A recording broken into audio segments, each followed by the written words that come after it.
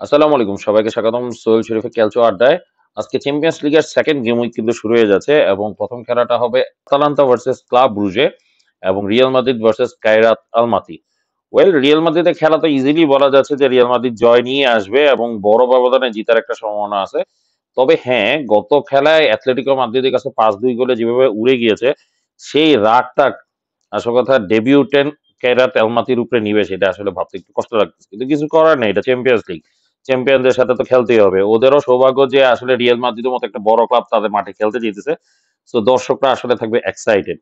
তো main event আসলে বলা যায় একটা বড় খেলা, সেটা হচ্ছে আতালান্তা ভার্সেস ক্লাব ব্রুজে। দুটোটাই নীল কালোর দল এবং গত মৌসুমেই তাদের দুইজনে খেলা হয়েছিল নকআউট স্টেজে এবং দুটোটা ম্যাচে ক্লাব ব্রুজে কিন্তু জিতে গিয়েছিল। হোয়ারে সবাই ধারণা করেছিল আতালান্তা জিতবে। তো ক্লাব ব্রুজে আতালান্তা মাঠে গিয়ে ৩-১ গোলে জিতে এবং নিজেদের মাঠে ৩-২ গোলে জিতে তারা নকআউট করে দেয় এবং পরবর্তীতে অ্যাস্টন ভিলাকেও প্রায় কাছাকাছি হারিয়ে দেওয়ার সম্ভাবনা ছিল এবং গ্রুপ স্টেজে কিন্তু অ্যাস্টন ভিলাকে তারা হারায়। তো নিকি হায়েনের আন্ডারে কিন্তু ক্লাব ব্রুজে অসাধারণ খেলা খেলতেছে এবং এই খেলাটা দেখার অপেক্ষায় থাকবো। এই খেলাটা আজকে ১২টার আগে হবে, বাদবাকি খেলাগুলো ১২টার পরে হবে। এটা একটা বড় ম্যাচ আমি ধারণা করছি এবং আতালান্তা নতুন কোচের অধীনে কিন্তু খুব সুন্দর সূচনা করেছিল। যদিও গত খেলায় মানে ফার্স্ট রাউন্ডে দুটোটা দলই ফ্রেঞ্চ ক্লাব পেয়েছিল। আতালান্তা ফেস করেছিল পিএসজি, ৪-০ গোলে উড়ে যায়। আর অপর পাশে ক্লাব ব্রুজে ফেস করেছিল এএস মোনাকোকে এবং ৪-১ গোলে মোনাকোকে জাস্ট উড়িয়ে দেয়। মানে ক্লাব ব্রুজে মোনাকোর সাথে জিততে পারবে সেটা আমি এক্সপেক্ট করি নাই। সেই জায়গায় ৪-১ গোলে জাস্ট উড়িয়ে দেয়। তো যদি আমরা ফলাফল গুলার দিকে তাকাই, কারণ কি এএস মোনাকো র‍্যাঙ্কিং এ মানে ফ্রেঞ্চ লিগের মধ্যে সেকেন্ডে আছে, ওয়ারাস পিএসজি ফার্স্টে আছে গোল ডিফারেন্সের ব্যবধানে। সেই জায়গায় পিএসজি আতালান্তাকে ৪-০ গোলে এবং মোনাকো ৪-১ গোলে উড়ে যেহেতু যায়, সেই হিসাব করলে কিন্তু ক্লাব ব্রুজের একটা ইজি জয় এক্সপেক্ট করতেই পারি। যদিও আতালান্তা এবং ক্লাব ব্রুজের খেলা বার্সেলোনা পিএসজির মতো বিগ শট খেলা না, কিন্তু তারপরও ধরে নিতেই হবে যে এই খেলা মানে অন্তত আমার কাছে, আমার মতো ফুটবল ফ্যানদের কাছে কিন্তু আতালান্তা ক্লাব ব্রুজের ম্যাচটা খুব এক্সাইটিং হবে। এবং আজকে রাতে কিন্তু আরেকটা এক্সাইটিং ম্যাচ পড়ে আছে, সেটা হচ্ছে Atletico Madrid versus Eintracht Frankfurt. Frankfurt গত খেলায় ৫-১ গোলে জিতে এখন কিন্তু লিগ সিস্টেমে ১ নাম্বার পজিশনে আছে। সেখানে অ্যাথলেটিকো মাদ্রিদ গত খেলায় মাদ্রিদ ডার্বিতে কিন্তু ৫-২ গোলে রিয়াল মাদ্রিদকে উড়িয়ে দেয়। তো দুটোটা দলই কিন্তু উঠতেছে। সো দেখা যাক, এটা একটা এক্সাইটিং ম্যাচ হবে। ডিফেন্স ভার্সেস অ্যাটাক কে জিতবে এটা হচ্ছে মূল একটা বিষয়। গত মৌসুমে টটেনহাম ভার্সেস বোদো গ্লিম্টের খেলা হয়েছিল। নরওয়েজিয়ান ক্লাবটা কিন্তু রিসেন্টলি ভালোই উপরের দিকে উঠতেছে। গতবারে টটেনহাম ইউরোপা লিগ চ্যাম্পিয়ন এবং সেমিফাইনালে কিন্তু বোদো গ্লিম্টের সাথে খেলা হয়েছিল এবং বোদো গ্লিমকে ২ লেগে হারিয়ে টটেনহাম ফাইনালে যায় এবং ফাইনালে ম্যানচেস্টার ইউনাইটেডকে হারায়। তো একটা প্রতিশোধ পরায়ণ ভাবে আজকে তাদের মানে নরওয়েতে খেলা হবে টটেনহামের বিরুদ্ধে। দেখা যাক। গত দিনে টটেনহাম অবশ্য একটা ম্যাচ জিতেছে, মানে গত দিনে মানে তাদের নির্দিষ্ট ম্যাচটি জিতেছে আর বোদো গ্লিমট স্লাভিয়া প্রাগের কাছে ড্র করে। তো স্বাভাবিকভাবে আমার কাছে এক্সপেকটেশনের মধ্যে আসলে টটেনহামের জয়টাই মনে হচ্ছে।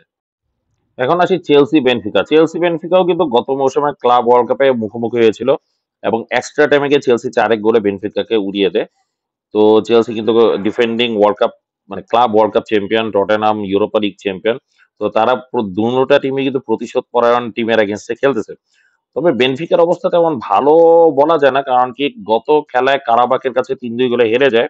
কারাবাকও কিন্তু ডেবিউটেন্ট বলা যায় এবারে চ্যাম্পিয়ন্স লিগে। তো ডেবিউটেন্ট একটা দলের কাছে যেহেতু হেরে গিয়েছে আর এইবারে যেহেতু লন্ডনে খেলা হবে, আমার কাছে মনে হচ্ছে যে চেলসি ইজিলি জিতে যাবে। আর চেলসিও অবশ্য গত খেলা কিন্তু হেরেছে বায়ার্ন মিউনিখের কাছে। তবে বেনফিকার বিরুদ্ধে চেলসি গত ৬ ম্যাচে কোনোটাই হারেনি যতটুক রেকর্ড বলে। সো আজকের ম্যাচও হারবে না বলেই ধারণা করছি। তারপর আরেক ইংলিশ ক্লাব ফেস করবে মানে লিভারপুল ফেস করবে গ্যালাতাসারাইয়ের মাঠে গিয়ে। তো তুর্কিশ ক্লাবটা আসল কথা উদীয়মান একটা ক্লাব, খুবই ইয়াং একটা দল। তো এক্সপেকটেশন আসলে সবারই ছিল যে ভালো করবে এবং গত খেলায় প্রথমে গোল করে এগিয়ে যায় এনট্রাক্ট ফ্রাঙ্কফুর্টের বিরুদ্ধে, পরে ৫টা গোল খেয়ে হেরে যায়। তো লিভারপুলও এখন উঠতেছে। এখন পর্যন্ত টপ ৫ মানে লিগ সিস্টেমের মধ্যে লিভারপুল গত খেলায় ক্রিস্টাল প্যালেসের কাছে হেরে গিয়ে রেকর্ডটা ব্রেক করে ফেলে 100% উইনিং। তো চ্যাম্পিয়ন্স লিগে গত মৌসুমে কিন্তু লিভারপুল যথেষ্ট ভালো করেছিল এবং প্রতিটা ম্যাচ জিতেছিল। আনফরচুনেটলি সেকেন্ড রাউন্ডে গিয়ে হেরে যায়। তো গালাতাসারাই মাঠে গিয়ে আমার কাছে মনে হচ্ছে ইজি জয় নিয়েই চলে আসবে। এখন আসি গতবারে আরেক ফাইনালিস্ট, সেটা হচ্ছে ইন্টার মিলান। ইন্টার মিলান খেলবে স্লাভিয়া প্রাহার কাছে এবং ছোট দলের বিরুদ্ধে ইন্টার মিলান হারবে না এটাই নিশ্চিত।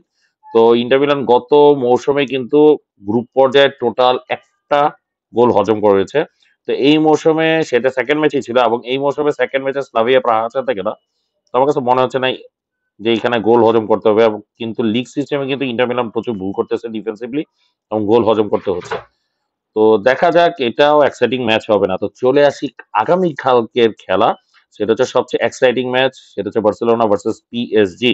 লুইস এনরিকে বার্সেলোনাকে নিয়ে ট্রেবল জিতেছিল এবং পিএসজি কে নিয়েও ট্রেবল জিতেছে গত মৌসুমে। তো এইবারে তার দল মুখোমুখি হবে তার প্রিয় দলের বিরুদ্ধে। অবশ্যই একটা হাই এক্সাইটিং ম্যাচ। শুধু এটা না, বার্সেলোনা এবং পিএসজির যদি রিসেন্ট হিস্ট্রি গুলা দেখি, একবার দেখা গেছে ৫-০ গোলে পিছিয়ে ছিল, পিএসজি ৫-০ গোলে জিতে গিয়েছিল, বার্সেলোনা ৬টা গোল লাগতো এবং তারা সেই মিরাকলটা কিন্তু করে দেখিয়েছে। ৬ গোল দিয়ে তারা জিতে গিয়েছিল পিএসজি বিরুদ্ধে। তো গতবার আসলে ইন্টার মিলানের কাছে বার্সেলোনা ধরা না খেলে হয়তোবা ফাইনালে আমরা পিএসজি ভার্সেস বার্সেলোনা দেখতে পারতাম। তো সেই খেলাটাই আমরা এক্সপেকটেশনটাই এই মৌসুমে আমরা পূরণ করতে যাচ্ছি। তো ম্যাক্সিমাম মানুষ তো অবভিয়াসলি যারা বার্সা ফ্যান তারা বলবে বার্সেলোনা, আর যারা মোটামুটি বার্সা হেটার তারা বলবে পিএসজি। কিন্তু গত মৌসুমটা যেভাবে খেলেছে পিএসজি সাপোর্টার কিন্তু এই মৌসুমে অনেক বেড়েছে এবং লুইস এনরিকে খেলা আসলেই চমৎকার লাগছে। তো জার্মান ট্যাকটিক্স এর বিরুদ্ধে স্প্যানিশ ট্যাকটিক্স কেমন করে, যদিও জার্মান ট্যাকটিক্সটা খেলবে স্প্যানিশ ক্লাব এবং স্প্যানিশ ট্যাকটিকটা খেলবে ফ্রেঞ্চ ক্লাব, দেখা যাক। তো এই খেলাটা আমি এক্সপেকটেশনের মধ্যে এই তিনটা খেলার কথাই আমি অবশ্য বলবো, বার্সেলোনা, পিএসজি, আতালান্তা ক্লাব ব্রুজে এবং অ্যাথলেটিকো মাদ্রিদ, অ্যানট্রাক্ট ফ্রাঙ্কফুর্ট। এই তিনটা খেলা আসল কথা এই সপ্তাহের জন্য সবচেয়ে গুরুত্বপূর্ণ খেলা আমার কাছে। তো আপাতত এইখানেই রাখি। আজকে ৯টা খেলা নিয়ে আসলে আলোচনা করলাম এবং বার্সা পিএসজি খেলা নিয়ে ১০টা খেলা নিয়ে আলোচনা করলাম। দেখা যাক কয়টা মিললে তো ভালোই লাগে। কিন্তু এগুলো আসলে প্রেডিকশন দিচ্ছি না, জাস্ট আমার একটা এক্সপেকটেশন আমি আপনাদের সামনে তুলে ধরলাম। ধন্যবাদ এতক্ষণ আমার ভিডিওটা কষ্ট করে দেখার জন্য। এখানেই রাখলাম। আসসালামু আলাইকুম।